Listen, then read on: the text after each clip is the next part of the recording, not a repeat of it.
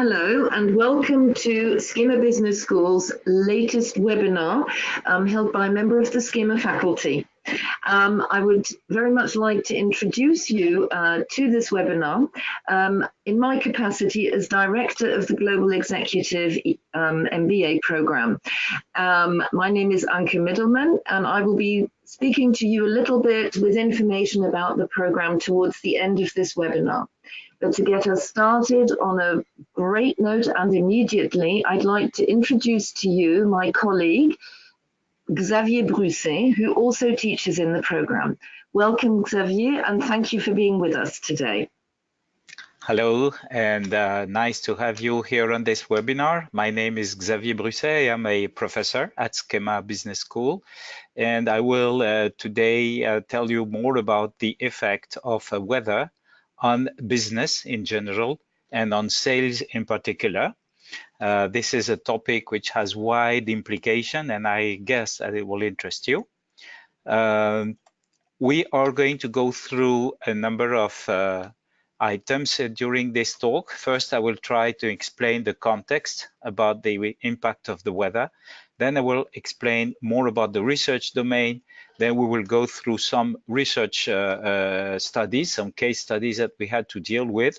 And finally, I will explain also how we can eventually ensure sales of a particular company against the vagaries of the weather. So let us start, for example, with a slight example of context here.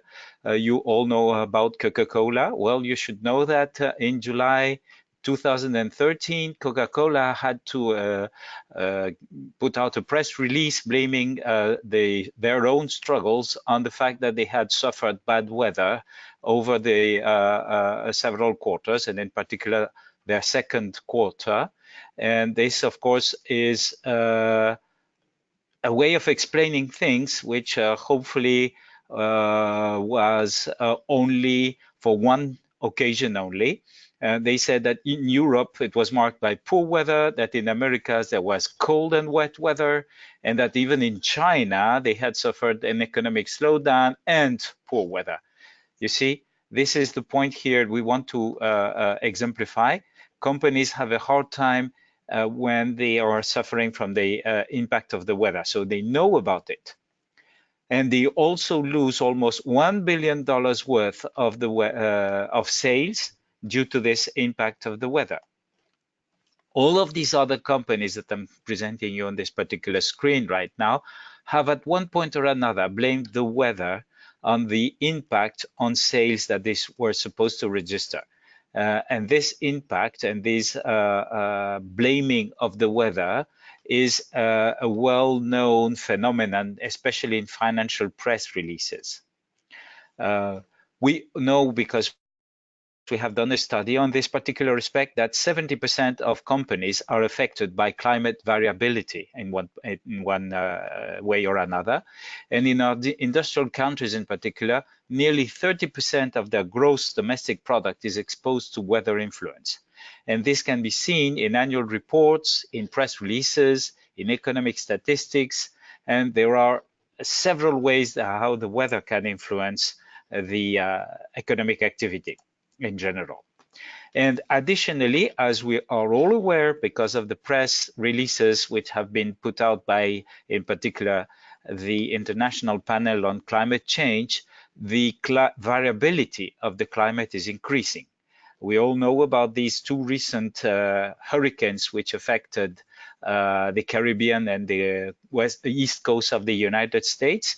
Well, these apparently unrelated events are going to increase in terms of both strength and frequency. And just to give you another example of such variability, these are the increasing variability of the temperature registered over the years between 1951 and 2010.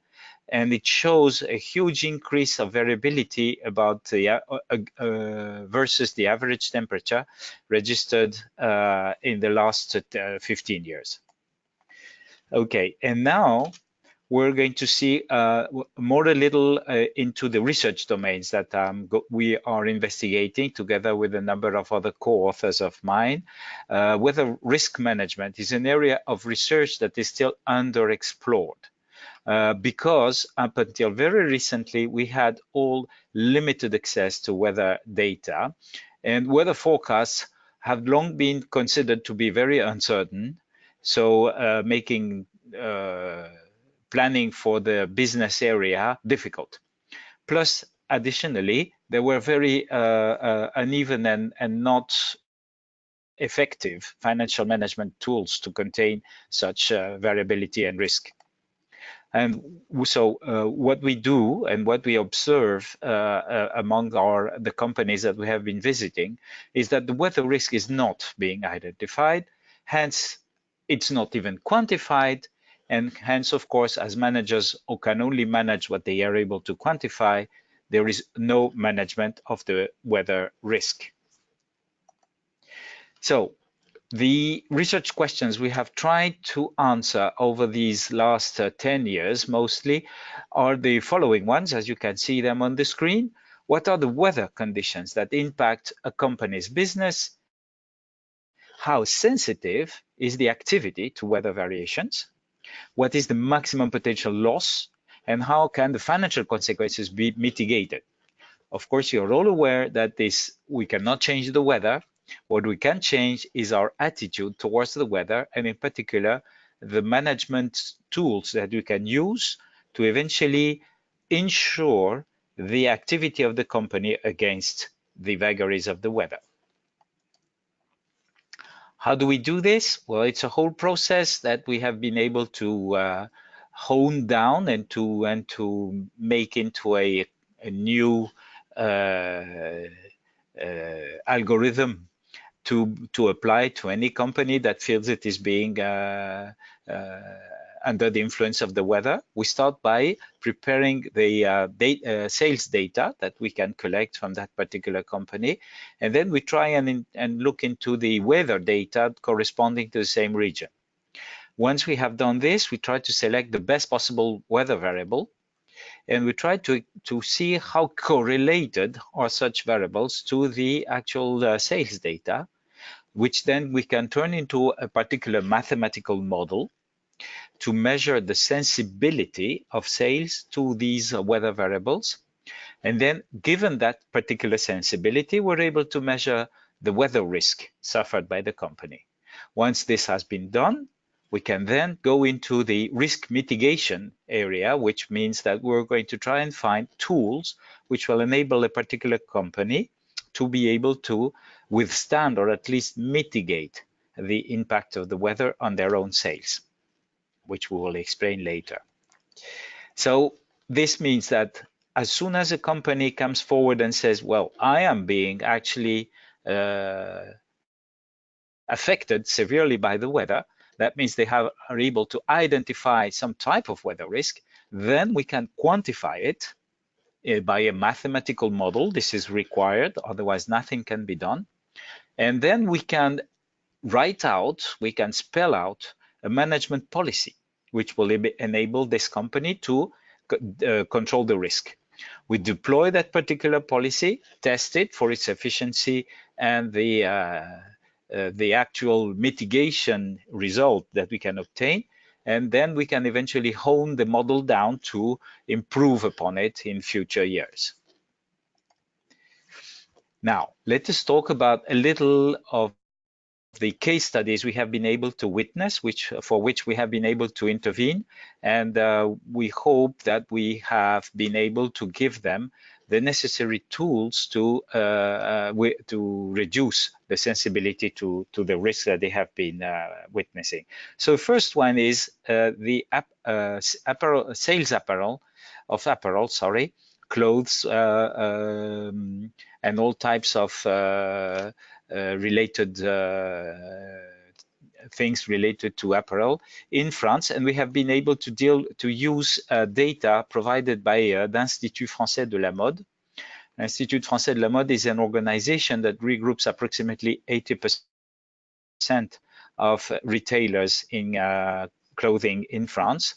And what was eagerly pointed out over the years by the companies belonging to that particular think tank, Institut Français de la Mode, was that apparel sales seemed to be falling in France overall for several years. And the retailers believed that the weather was the main cause. Was this true, or was it actually something more like a myth that had to be debunked? So we used sales data by month between 2001 and 2013. That means quite a long time series. And additionally, thanks to the detailed data that we had, we were able to distinguish between the different market segments: ready to wear for men, for women, for children, and by distribution channel: supermarkets, hypermarkets, independent sales stores, and specialized stores in city centers. And even we also had the ability, the data for sales by the web. With that data, we were able to bring out some results which linked actually sales anomalies, which means that sales are not the usual normal that was expected. And we were able to relate those back to the weather anomalies. And in particular, we were able to say that in normal conditions, sales should be normal. And we were able to show the contribution of the weather to the sales per market segment and per distribution channel. Some of them were quite significant. And there was a interesting trend that came out. It was that sales in France, at least, had been increasing overall once the weather influence had been taken out of the data between 2001 and 2007. And it has actually been decreasing since 2007 and until the last year that we monitored, which was 2013. And we actually can say that sales did increase between 2001 and 2007, and only then have they been actually declining without and taking out the effect of the weather. There are then ways for each of the retail chains pertaining to that particular economic sector to protect their sales once they have known which segments of apparel they are selling and what kind of distribution channel they use. This is one of the examples. The second one was by a famous tire maker, Bridgestone, who said that, well, it's an example. Actually, the names of the companies that you can see on the screen are examples that give you an idea of the size and the reputation of the companies. These companies were saying that they were being impacted in their sales of spare parts in winter. And in particular, for the case of Bridgestone or other tire makers of the same type, winter tires are actually not going well if the weather is too mild. So we were able to get data from 4 regions in France, and we tried to understand what was happening. After a lot of statistical calculation, we found a model linking back the weather anomalies to the actual sales. And it was that in the mild winter, tires do not sell, and we can show how, but not only how, but in what proportion, which is much more important. And the same goes for the things done in other areas of the secondary market for spare parts. And we were able to understand and to manage and to evaluate, the risks of underselling, the fact that when you have a mild winter, you do not register enough sales. And we were able to show how a contract by a major manufacturer with its own retailers could compensate for a mild winter.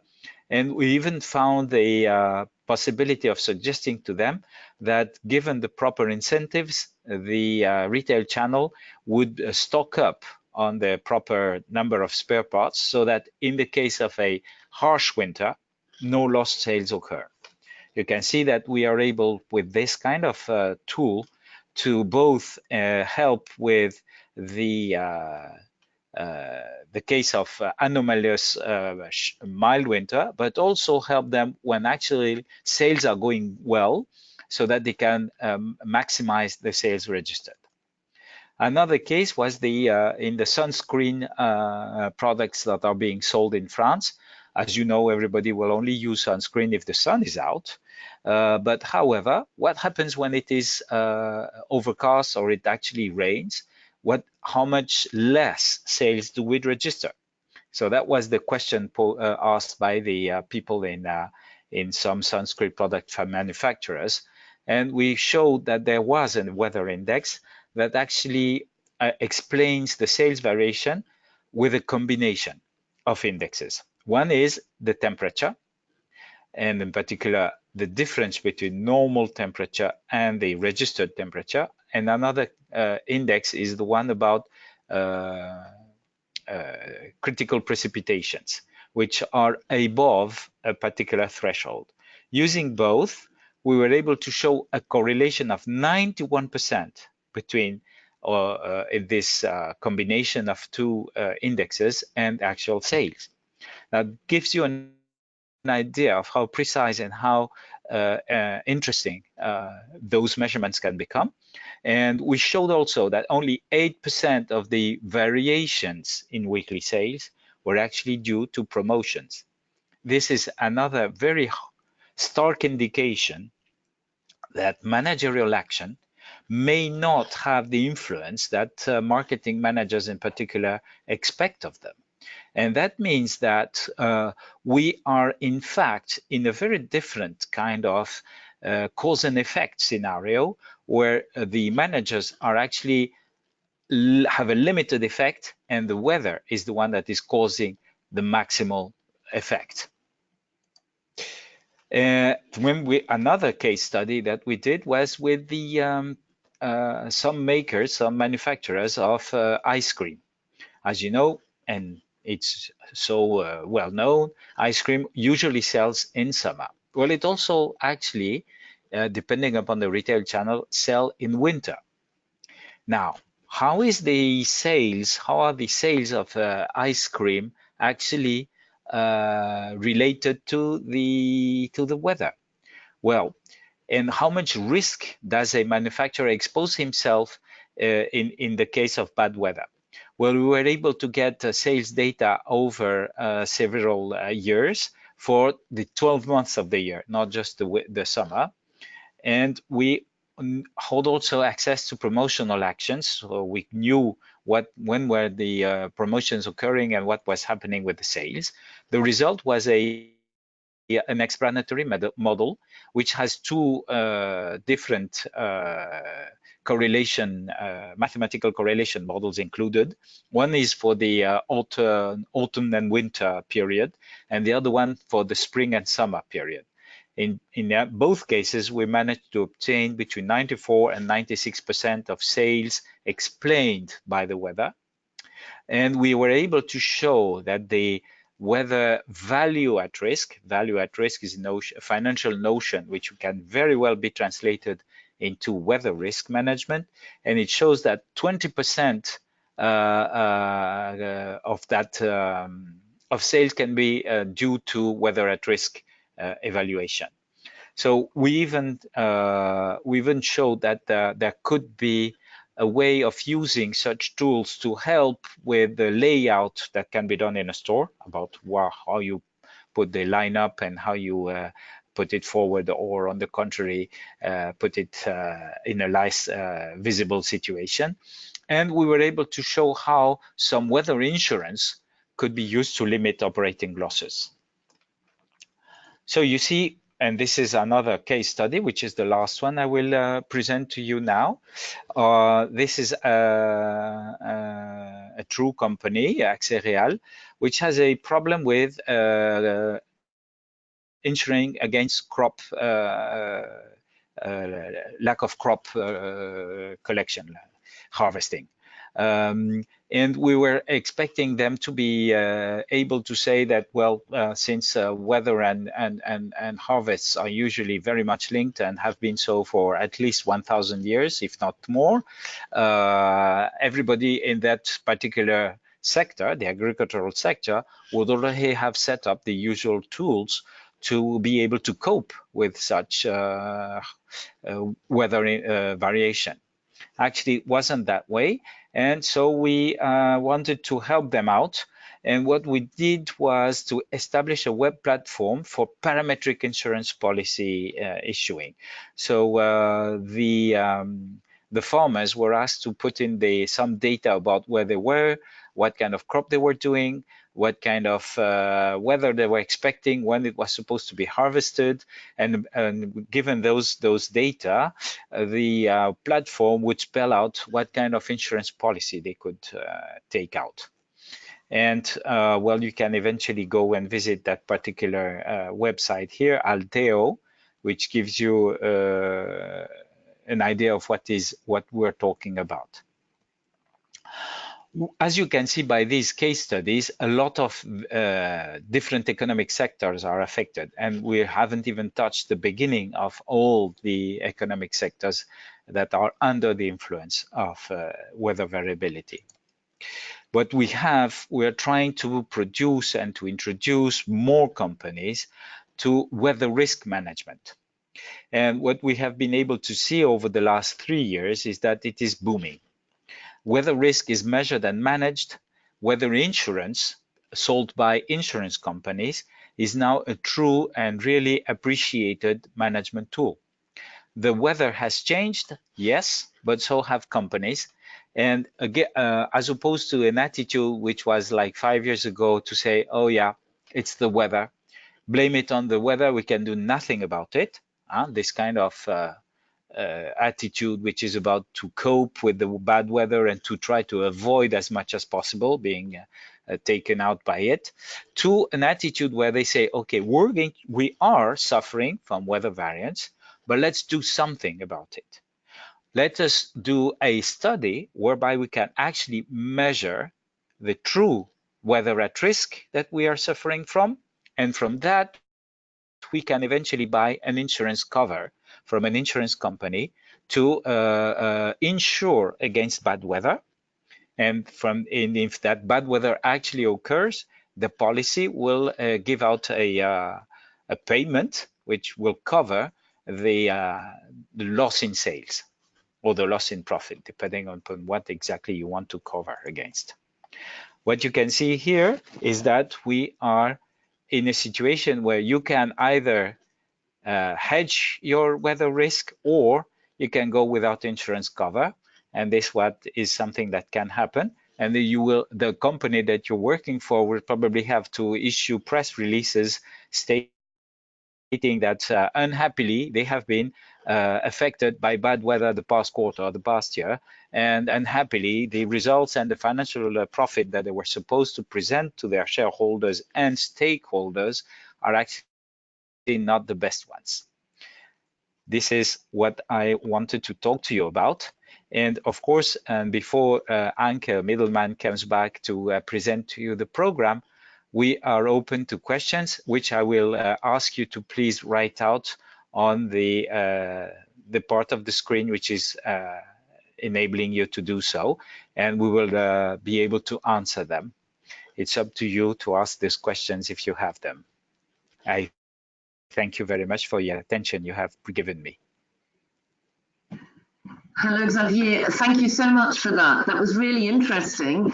And I have to say that I have never really thought about the implications of the weather in terms of business. You're right, we think about things like orange juice and you don't get enough of it because of snow. I remember many years ago in the United States, orange juice was really affected because there was too much snow in Florida. But it's true that particularly in this global environment, there's so much, too little rain, too much rain, not enough sun, too much sun, climate change, and I think it's been really interesting for me to better understand that actually every company, every business sector has the weather is a really important component, whether it's Yes. sunscreen or milk or whatever. And I think most of us probably don't appreciate just how fundamental this natural resource is, either in a good or a not so good way.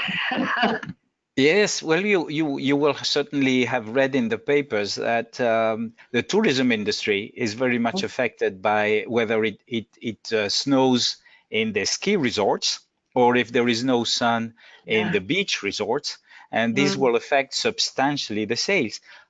Mind you, we are not talking about catastrophic weather events. We're not talking about insuring ourselves against hurricanes. This is already existing. This is something that companies usually do nowadays, especially in the industrial economies.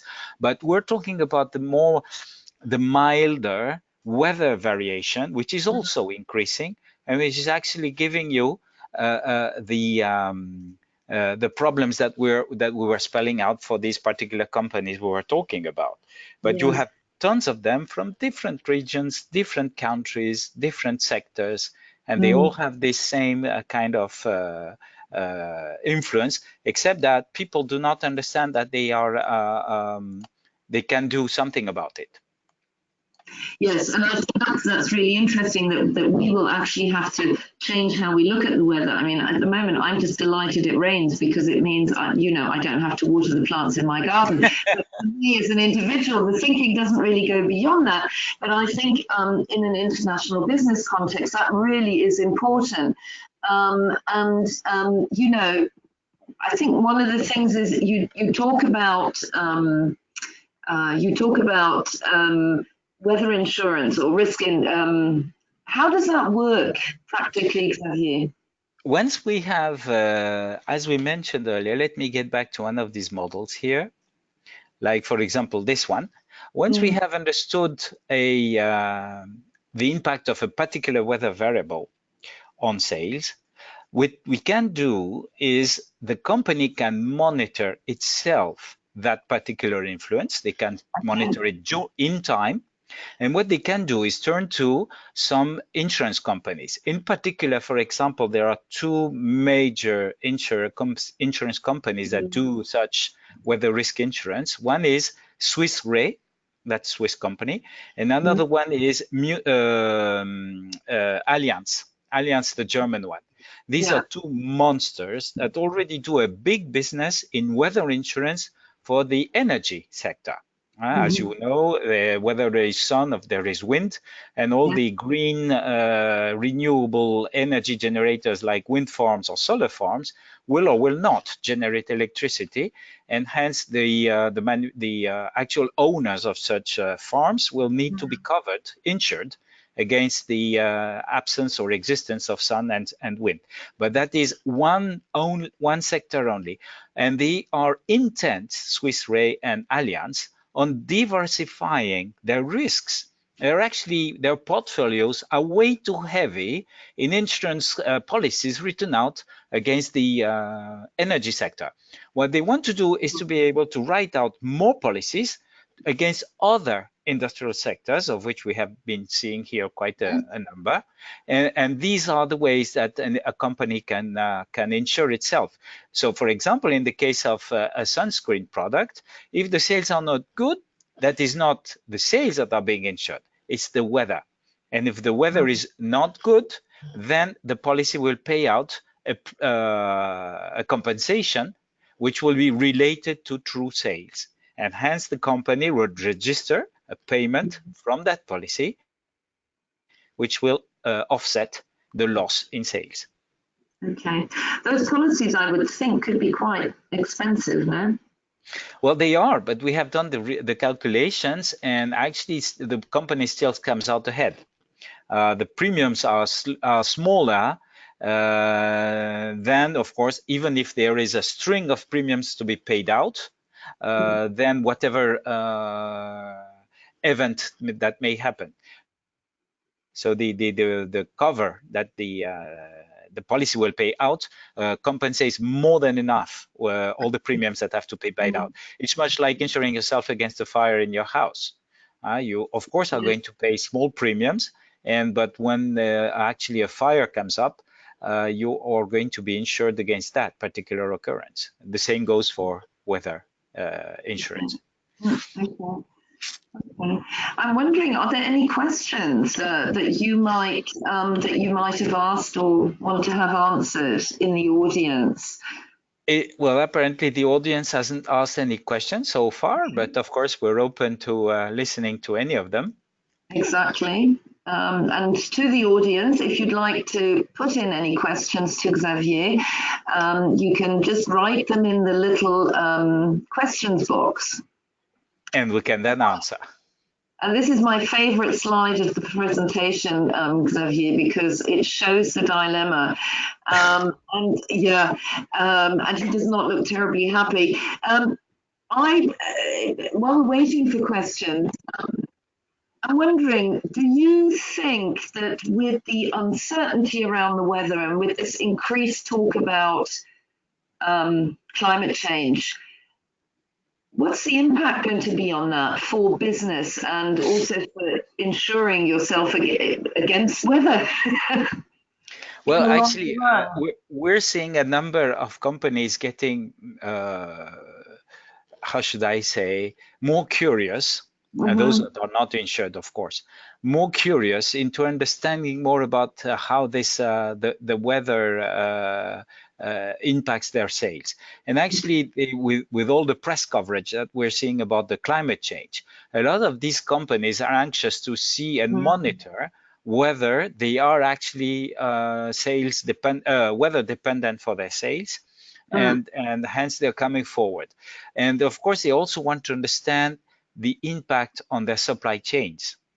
As you know, a company like Jardiland, who sells flowers, pots, and other types of goods, will not register sales if the spring season is wet, because people do not plant, they do not prune, they do not do the gardening that they would in case of rainy weather in spring.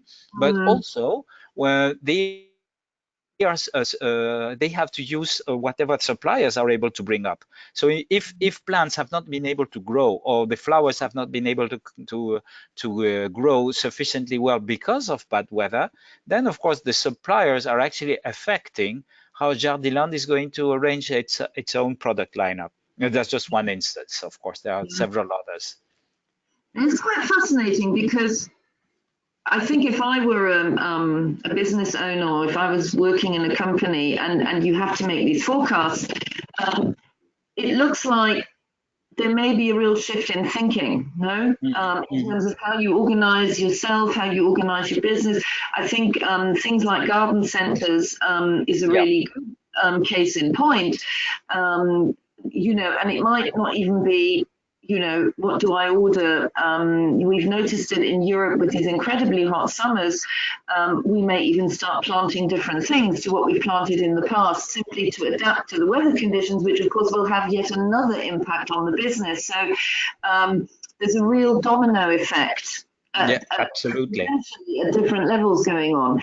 And so I think that's really quite fascinating. And I think, and this is something that we haven't told the audience yet, but it is very much in line with the subject that you teach, the subject in which you do research, and the subject that you teach on the EMBA, on the Global Executive MBA, which of course is supply chain management. Exactly. Let me give you another example, a very interesting one, which is it happened last year. Decathlon, the sportswear retailer, actually had suffered a bad summer in 2017 because they failed to stock up enough on bicycles. And the summer of 2000 France in particular was hot enough and was huge and incredibly good weather. And so people bought all the bicycles they could and they went out bicycling. Well, Decathlon was left with not enough inventory, so they lost a huge amount of sales. So in 2018, actually, they went out and bought from all their suppliers all over the world all they could. They Yes. stocked up to brimming point all their warehouses all over France, so as not to be caught out again by surging sales. And actually, the weather was also very nice in 2018, and they made a killing. Now, this is very specific, but it shows how actually activity by managers can help to cope. But if they had not had good weather, all these bicycles would have been left standing in their warehouses, and that would have been a disaster. Yeah, and that's interesting because it means that you're dealing with quite a bit of uncertainty. Yep. And that uncertainty in planning and potential planning, I think particularly large scale companies and ones that operate internationally and need supply chains, it must be a very, very tricky, tricky business, you know? Absolutely. So, no, for me, this has been really interesting. And I think if you move a slide or two up, you will, one can see You mean just, this one, anticipate and no, execute. actually, down, not back up, but down. Down, okay. Yes, you know how very much the effect of the weather leads to exactly what you teach. And I found this exciting because we have had many exchanges, but never about the weather. And so I think that's really interesting. And of course, for people listening, and it doesn't seem like we've had any questions at this point, not as far as I can tell. Apparently not. No No, I questions. think it's because you've been mute. Yes. Yeah, we have a question. We do? Yes, Yeah. we have. What is the action plan of companies as Bridgestone on mild weather condition? Do they have a plan B if they will face a mild winter? Okay. The purpose of the policy to be set up is actually to try and ensure that in good weather, sales boom, everything's fine. They just pay the insurance premium. In bad weather conditions, so everything depends on the actual type of business on you're on. Then, of course, the insurance policy kicks in.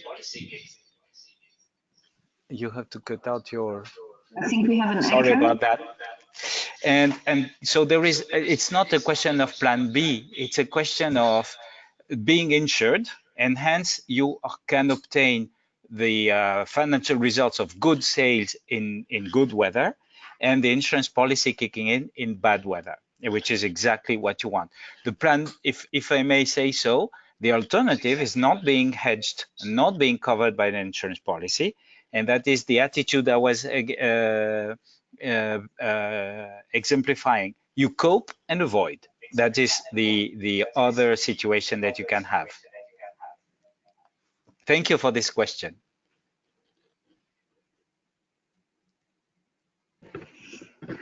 And are there anybody else? Would anybody else like to ask a question? Let's see if there are any others.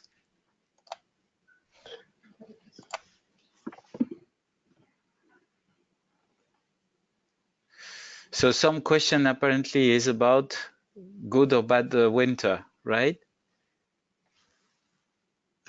Yes, it was something about mild winter. No? Yeah, mild winter, depending upon the actual sector, of course. Winter tires, for example, on cars, will usually be sold if it snows at the beginning of winter, like say November or December. In France, we actually had such a winter in 2012. And snow fell for during a couple of days at the beginning of December 2012 in France, and actual sales went through the roof. Now, if snow falls in February, winter tire sales do not take up, do not start, because people already know that since it's February, the end of winter, they will just try to cope with their actual tires and not buy these very expensive winter tires. So it's a very particular situation. If you want to hedge your sales of winter tires, you have to do it early in the season. And if by the middle of December, no snow has fallen, then you can say that the season is dead. Yes. Yeah. Okay. Excellent. Maybe you want to go forward to the next absolutely little mention that you wanted to give. Yes, indeed. I will say a few words about the Global Executive MBA. However, to the audience, I would like to say, if you do have questions for Xavier while I'm speaking, please don't hesitate to ask them, because we will have enough time to answer them. Okay, I will not take very long. But you are here because you are potentially interested in doing an MBA or an EMBA, and so I'd like to take this time just to say a few words about the program. It's as you can see, the program is given by SKEMA Business School. We have all the triple crown of business school accreditations in the world, so we're very well, which makes us very well placed in at many levels. We are accredited by the Association of MBAs, which is very important for an executive MBA program. And in terms of, executive MBAs in general, we are also very well placed. So you can carry on. You can also notice that the Financial Times has been giving us a number of interesting positions in their ranking. Absolutely. So our Masters in Management, and we have a Master's program in Finance that is one of the best in the world. So there is a research and a teaching excellence that you can see throughout these accreditations, yeah, like the Forbes one, which says that we are ranked 12th in executive MBAs. Executive MBA, exactly, and it is a good program, and you're teaching in it. Exactly. And I think one of the really interesting things, and of course, Xavier, you know about this because you do teach in the program, is that we really are truly an international globe-trotting program. So we've got residential weeks on all of our SKEMA campuses with the students come in, they work together face to face. They also have virtual and long and distance learning, which I'll talk about in a minute. But we do, and it's part of the DNA of SKEMA as well, we do really put an emphasis on making our students into confident global leaders and managers. So we've got 2 intakes per year. So students come either in September or in February. So as we speak, we just have a new intake that's just started their first residential week this week. You can see where we have them. On the 3 French campuses in China, the US, and Brazil. In addition to the more classic core courses, there's a real emphasis on specializing in either project management or in innovation and entrepreneurship, which is a very new specialization that we have. And it's of great interest because innovation, entrepreneurship, even if it's entrepreneurship within another company, so intrapreneurship is something that is becoming a real business requirement. And so we're very much in line with business trends at the moment. Our way of learning is really, it's a part-time program. So, you do have 6 weeks, but they are 6 residential weeks, and they are taught over 18 months. And it means that, yes, you're gone for 6 weeks, but it's effectively 30 days out of the office, and it's over 18 months. So that makes it very manageable and we find that people on the program find that very manageable. Other courses are done in this type of format, webinar type of format, but also in independent online modules. And the other thing that we really put emphasis on as well is that, you know, we're moving into an age where with artificial intelligence, Industrial Revolution 4.0, there is so much emphasis on, you know, machine learning will do so many things, but people will still need to lead and motivate teams. And there, you know, this interpersonal ability, the idea of using your emotional intelligence in a way, your team working, your management skills, your leadership skills are becoming increasingly important. So we have a great emphasis on that, both in terms of leadership skills, but also in terms of global leadership skills. So you don't just travel to these countries, you learn about them from a geopolitical perspective and also on how to really enhance your multicultural and your cross-cultural management skills. So that's very, very important. So I wanted also just to make a little mention about the company visits.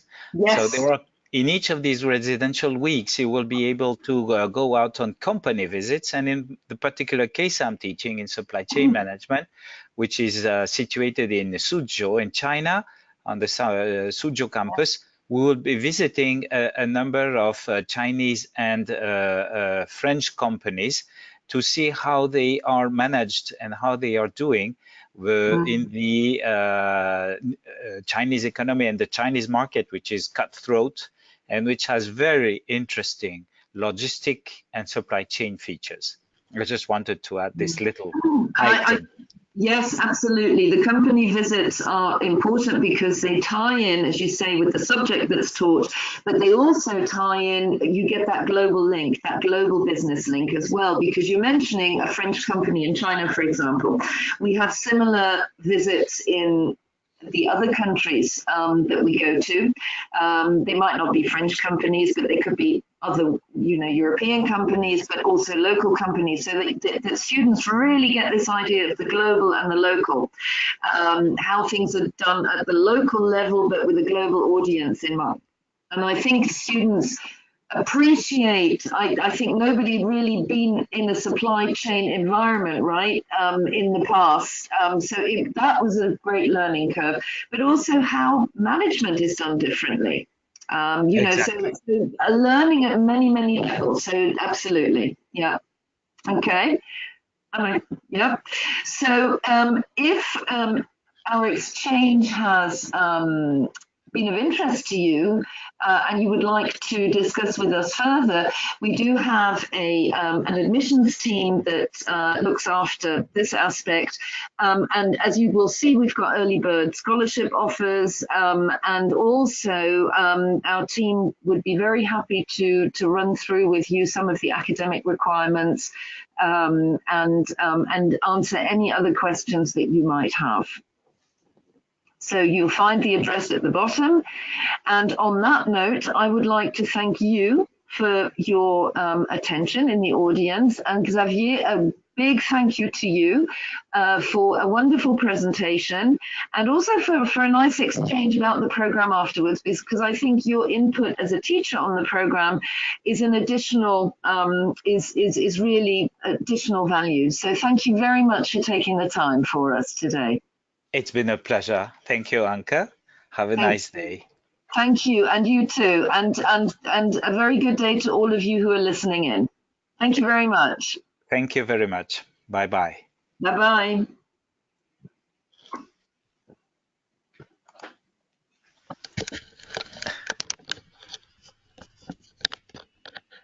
J'ai arrêté, hein. Arrêtez.